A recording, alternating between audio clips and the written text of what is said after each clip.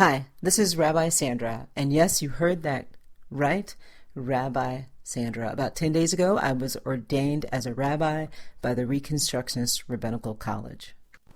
So, now that we've gotten that out of the way, hello, this is Rabbi Sandra, and welcome to Minutes of Torah. One of the things that I love about the weekly Torah portion is that so often when I need a passage to speak to me about what is happening in our world today, the words are there on the page and they jump out at me.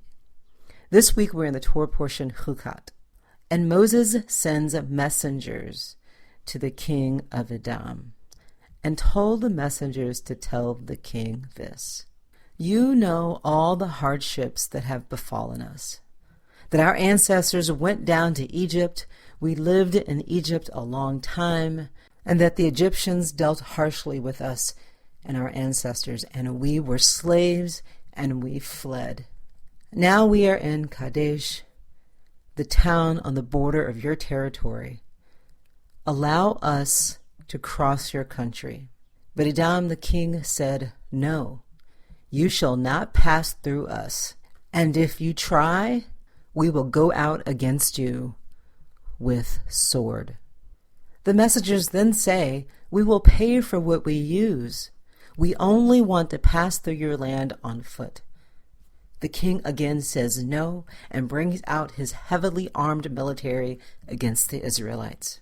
Now, it is not hard to draw a connection between this week's Torah portion and what is happening today in the United States at our southern border. We as Jews must remember that we too were denied entry into this country. On May 13th, 1939, the German transatlantic ship, the St. Louis, sailed from Hamburg, Germany, and on the voyage were 937 passengers. Almost all were fleeing Nazi Germany. The passengers were denied entry to Canada, Cuba, and the United States. Hundreds of these passengers later died in Nazi death camps, and we could have saved them. But we didn't, because fear of the other and anti-Semitism got in the way of allowing those fleeing Nazi Germany to enter into our land. This week's Torah portion should increase our empathy for the refugee and folks who are seeking asylum. We have to learn from our history.